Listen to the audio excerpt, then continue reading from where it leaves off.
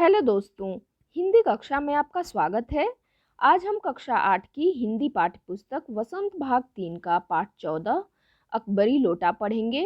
अन्नपूर्णानंद वर्मा जी द्वारा लिखित यह एक हास्य कथा है। इस कहानी को आप शुरू से अंत तक बहुत ही ध्यान से सुनिएगा, तब समझ में आएगा। कहानी इस प्रकार है। लाला झाऊलाल को खाने पीने की कमी नहीं थी। काशी के ठठेरी बाजार में मकान था। नीचे की दुकानों से 100 रुपये मासिक के करीब किराया उतर आता था। अच्छा खाते थे, अच्छा पहनते थे, पर 250 रुपये तो एक साथ आंख सेकने के लिए भी न मिलते थे। तो इस गद्यांश में लेखक कहते हैं कि झाऊलाल को खाने पीने की कमी नहीं थी, यानी वो एक अच्छे घर से थे और काशी के ठठेरी बाजार में रहते थे और उन्हें अपनी दुकान से 100 रुपये के करीब किराया मिलता था। अच्छे से रहते थे, लेकिन उन्होंने कभी 250 रुपये एक साथ नहीं देखे थे। इसलिए जब उनकी पत्नी ने एक दिन यकाएक 250 रुपये की मांग पेश की, तब उनका जी एक बार जोर से सनसनाया और फिर बैठ गया। उनकी यह दशा देखकर पत्नी ने कहा, डरिए मत, आप देने में असमर्थ हो तो मैं अपने भाई से मांग लूं। लाला झाऊलाल तिलमिला उठे। उन्होंने रोब के साथ कहा, अजी हटो, 250 रुपये के लिए भाई से भीख मांगोगी? मुझसे ले लेना, लेकिन मुझे इसी जिंदगी में चाहिए। उनकी पत्नी ने कहा कि लेकिन मुझे इसी जिंदगी में चाहिए, अजी इसी सप्ताह में ले लेना। झाऊलाल जी ने कहा कि इसी सप्ताह में ले लेना। सप्ताह से आपका तात्पर्य 7 दिन से है या 7 वर्ष से? उनकी पत्नी ने कहा। लाला झाऊलाल ने रोब के साथ खड़े होते हुए कहा, आज से 7वें दिन मुझसे 250 रुपये ले लेना। लेकिन जब 4 दिन ज्यों त्यों में यूं ही बीत गए और रुपयों का कोई प्रबंध न हो सका, तब उन्हें चिंता होने लगी। प्रश्न अपनी प्रतिष्ठा का था, अपने ही घर में अपनी साख का था। देने का पक्का वादा करके अगर अब दे न सके तो अपने मन में वह क्या सोचेगी? उसकी नज़रों में उसका क्या मूल्य रह जाएगा? अपनी वाहवाही की सैकड़ों गाथाएं सुना चुके थे। अब जो एक काम पड़ा तो चारों खाने चित हो रहे। यह पहली बार उसने मुंह खोलकर कुछ रुपयों का सवाल किया था। इस समय अगर दुम दबाकर निकल भागते हैं तो फिर उसे क्या मुंह दिखलाएंगे? तो यहाँ पे लेखक उसे यानी किसकी बात कर रहे हैं?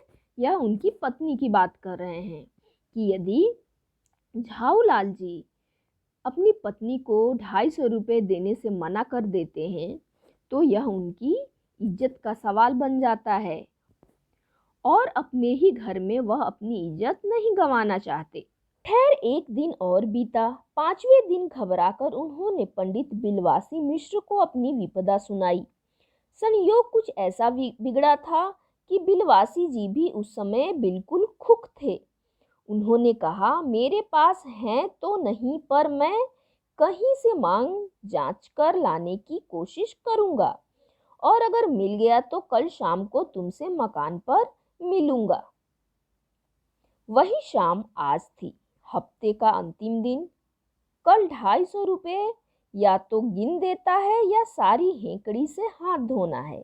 यह सच है कि कल रुपया न आने पर उनकी स्त्री उन्हें डामल फांसी न कर देगी, केवल जरा सा हंस देगी। पर वह कैसी हंसी होगी, कल्पना मात्र से झाऊलाल में मरोड़ पैदा हो जाती थी।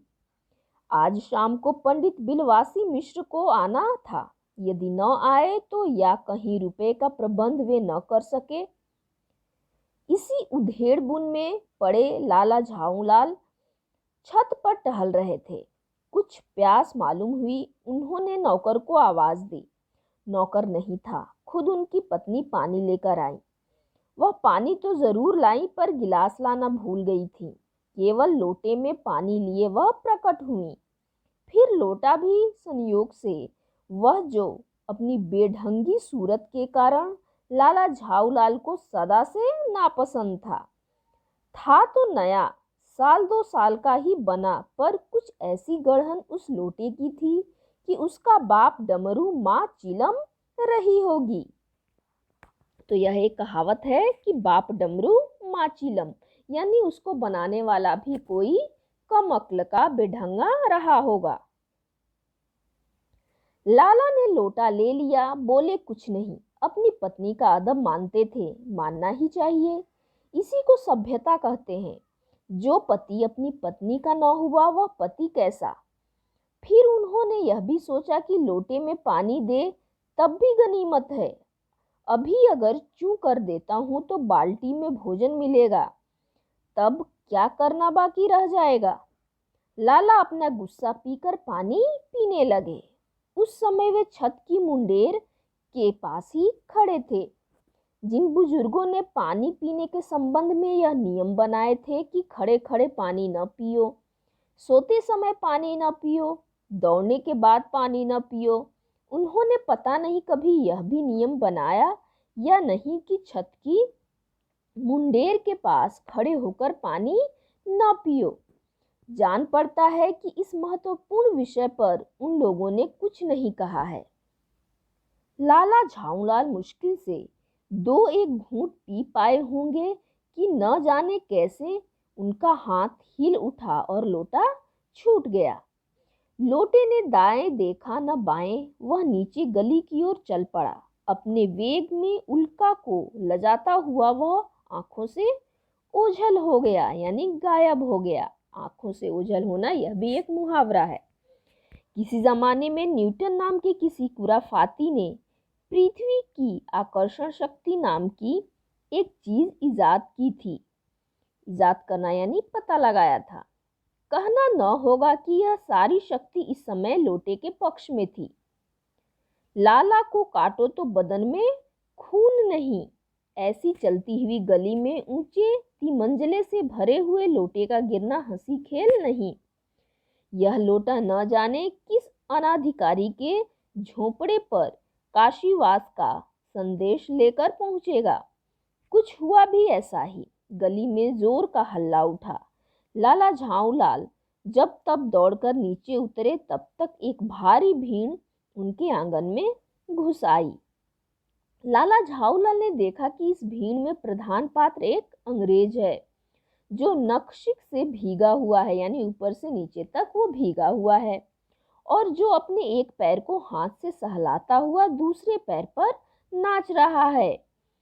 उसी के पास अपराधी लोटे को भी देखकर लाला झाऊलाल जी ने फौरन 2 और 2 जोड़कर स्थिति को समझ लिया। गिरने के पूर्व लोटा एक दुकान के सायबान से टकराया। वहां टकराकर उस दुकान पर खड़े उस अंग्रेज को उसने सांगो पांग स्नान कराया और फिर उसी के बूट पर आ गिरा। उस अंग्रेज को जब मालूम हुआ कि लाला झाऊलाल इस लोटे के मालिक हैं, तब उसने केवल एक काम किया, अपने मुंह को खोलकर खुला छोड़ दिया। लाला झाऊलाल को आज ही यह मालूम हुआ कि अंग्रेजी भाषा में गालियों का ऐसा प्रकांड कोश है। प्रकांड कोश है यानी बहुत बड़ा कोश है। इसी समय पंडित बिलवासी मिश्र भीड़ को चीरते हुए आंगन में आते दिखाई पड़े। उन्होंने आते ही पहला काम यह किया कि उस अंग्रेज को छोड़कर और जितने आदमी आंगन में घुस आए थे सबको बाहर निकाल दिया। फिर आंगन में कुर्सी रखकर उन्होंने साहब से कहा, आपके पैर में शायद कुछ चोट आ गई है, अब आप आराम से कुर्सी पर बैठ जाइए। साहब बिलवासी जी को धन्यवाद देते हुए बैठ गए और लाला झाऊलाल की ओर इशारा करके बोले, आप इस शख्स को जानते हैं? बिल्कुल नहीं, और मैं ऐसे आदमी को जानना भी नहीं चाहता जो निरीह राह चलतों पर लोटे के वार करे। ये बात किसने कही? बिलवासी जी ने। मेरी समझ में ही इज अ डेंजरस ल्यूनाटिक, यानी यह खतरनाक पागल है। नहीं, मेरी समझ में he is a dangerous criminal, नहीं यह खतरनाक मुजरिम है। परमात्मा ने लाला झाऊलाल की आंखों को इस समय कहीं देखने के साथ खाने की भी शक्ति दे दी होती तो यह निश्चय है कि अब तक बिलवासी जी को वे अपनी आंखों से खा चुके होते। वे कुछ समझ नहीं पाते थे कि बिलवासी जी को इस समय क्या हो गया है। साहब ने बिलवासी जी से पूछा, तो क्या करना चाहिए? पुलिस में इस मामले की रिपोर्ट कर दीजिए, जिससे यह आदमी फौरन हिरासत में ले लिया जाए। पुलिस स्टेशन कहाँ है? पास ही है, चलिए मैं बताऊं। चलिए, अभी चला। आपकी इजाज़त हो तो मैं पहले इस लोटे को इस आदमी से खरीद लूं। क्यों जी, बेचोगे? मैं 50 रुपए तक इसके दाम दे सकता हूँ। यह बात किसने कही? बिलवासी जी ने। लाला झाऊलाल तो चुप रहे, पर साहब ने पूछा, इस रद्दी लोटे के आप 50 रुपए क्यों दे रहे हो? आप इस लोटे को रद्दी बताते हैं? आश्चर्य! मैं तो आपको एक विज्ञ यानी बहुत ज्ञानी और सुशिक्षित आदमी समझता था। बिलवासी जी ने कहा कि आप इस लोटे को रद्दी बताते हैं? आपको तो मैं बहुत ही ज्ञानी और पढ़ा लिखा समझता था। आखिर बात क्या है, कुछ बताइए भी। जनाब, यह एक ऐतिहासिक लोटा जान पड़ता है। जान क्या पड़ता है, मुझे पूरा विश्वास है यह वह प्रसिद्ध अकबरी लोटा है जिसकी तलाश में संसार भर के म्यूजियम परेशान हैं। यह बात? जी जनाब, 16वीं शताब्दी की बात है। बादशाह हुमायूं शेर शाह से हार कर भागा था और सिंध के रेगिस्तान में मारा मारा फिर रहा था। एक अवसर पर प्यास से उसकी जान निकल रही थी। उस समय एक ब्राह्मण ने इसी लोटे से पानी पिलाकर उसकी जान बचाई थी। हुमायूं के बाद अकबर ने उस ब्राह्मण का पता लगाकर उससे इस लोटे को ले लिया और इसके बदले में उसे इसी प्रकार के 10 सोने के लोटे प्रदान किए। यह लोटा सम्राट अकबर को बहुत प्यारा था, इसी से इसका नाम अकबरी लोटा पड़ा। वह बराबर इसी से वजू करता था यानी पूजा पाठ करता था।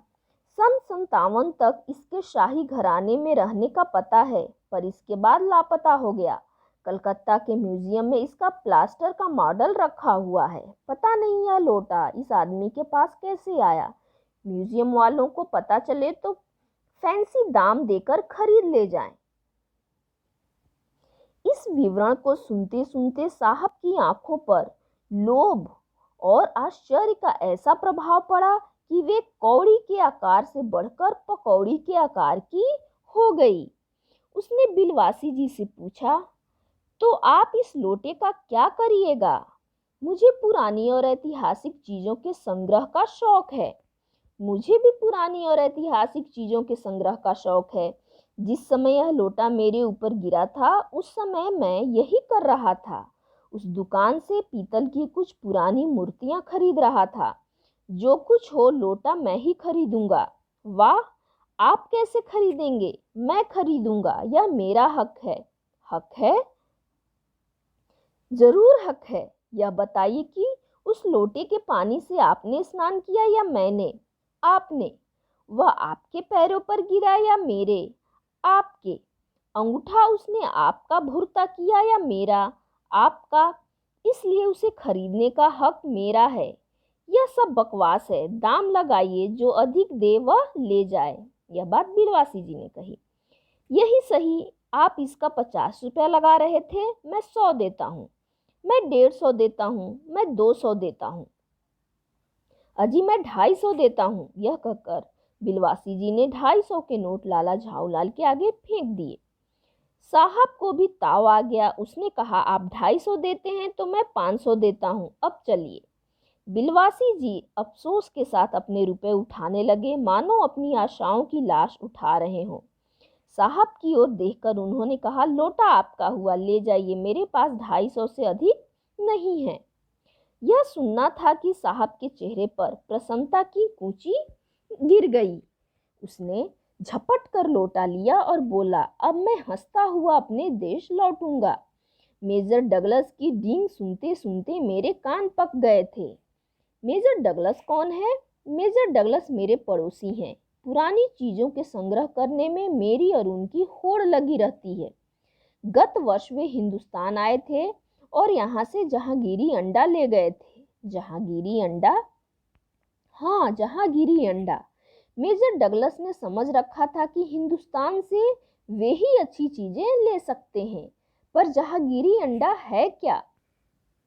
आप जानते होंगे कि एक कबूतर ने नूरजहां से जहांगीर का प्रेम कराया था। जहांगीर के पूछने पर कि मेरा एक कबूतर तुमने कैसे उड़ जाने दिया, नूरजहां ने उसके दूसरे कबूतर को उड़ाकर बताया था कि ऐसे। उसके इस भोलेपन पर जहांगीर दिलो जान से निछावर हो गया। उसी क्षण से उसने अपने को नूरजहां के हाथ कर दिया। कबूतर का यह एहसान वह नहीं भूला। उसके एक अंडे को वह बड़े जतन से रख छोड़ा। एक बिलोर की हांडी में वह उसके सामने टंगा रहता था। बाद में वही अंडा जहांगीरी अंडा के नाम से प्रसिद्ध हुआ। उसी को मेजर डगलस ने पारसाल दिल्ली में एक मुसलमान सज्जन से 300 रुपये में खरीदा। यह बात। हाँ, पर अब मेरे आगे दुनकी नहीं ले सकते। मेरा अकबरी लोटा उनके जहांगीरी अंडे से भी एक पुश्त पुराना है। तो अंग्रेज कहता है कि वह अब मेरा मजाक नहीं उड़ा सकते, मुझे छोटा नहीं समझ सकते। मेरा जो अकबरी लोटा है वह जहांगीरी अंडे से भी एक पुश्त पुराना है। इस रिश्ते से तो आपका लोटा उस अंडे का बाप हुआ। साहब ने लाला झाऊलाल को 500 रुपये देकर अपनी राह ली। लाला झाऊलाल का चेहरा उस समय देखते बनता था। जान पड़ता था कि मुंह पर 6 दिन की बढ़ी हुई दाढ़ी का एक एक बाल मारे प्रसन्नता के लहरा रहा है। उन्होंने पूछा, बिलवासी जी, मेरे लिए 250 रुपया घर से लेकर आए, पर आपके पास तो थे नहीं। इस भेद को मेरे सिवा मेरा ईश्वर ही जानता है। आप उसी से पूछ लीजिए, मैं नहीं बताऊंगा। पर आप चले कहाँ? अभी मुझे आपसे काम है, 2 घंटे तक। 2 घंटे तक? हाँ, और क्या? अभी मैं आपकी पीठ ठोक कर शाबाशी दूंगा, 1 घंटा इसमें लगेगा। फिर गले लगाकर धन्यवाद दूंगा, 1 घंटा इसमें भी लग जाएगा। अच्छा, पहले 500 रुपये गिनकर सहेज लीजिए। रुपया अगर अपना हो तो उसे सहेजना एक ऐसा सुखद मनमोहक कार्य है कि मनुष्य उस समय सहज में ही तन्मयता प्राप्त कर लेता है। लाला झाऊलाल ने अपना कार्य समाप्त करके ऊपर देखा, पर बिलवासी जी इस बीच अंतर्धान हो गए, यानी वो गायब हो गए। उस दिन रात्रि में बिलवासी जी को देर तक नींद नहीं आई। वे चादर लपेटे चारपाई पर पड़े रहे। 1 बजे वे उठे। धीरे, बहुत धीरे से अपनी सोई हुई पत्नी के गले से उन्होंने सोने की वह सिकड़ी निकाली जिसमें एक ताली बंधी हुई थी। फिर उसके कमरे में जाकर उन्होंने उस ताली से संदूक खोला। उसमें 250 के नोट ज्यों के त्यों रखकर उन्होंने उसे बंद कर दिया। फिर दबे पांव लौटकर ताली को उन्होंने पूर्ववत अपनी पत्नी के गले में डाल दिया। इसके बाद उन्होंने हंसकर अंगड़ाई ली। दूसरे दिन सुबह 8 बजे तक चैन की नींद सोए। तो इस कहानी में आपने देखा कि बिलवासी जी अपने मित्र झाऊलाल के समस्या को किस तरह रोचक ढंग से सुलझाते हैं। साथ ही यह कहानी समाप्त होती है। अगले वीडियो में हम फिर मिलते हैं। धन्यवाद।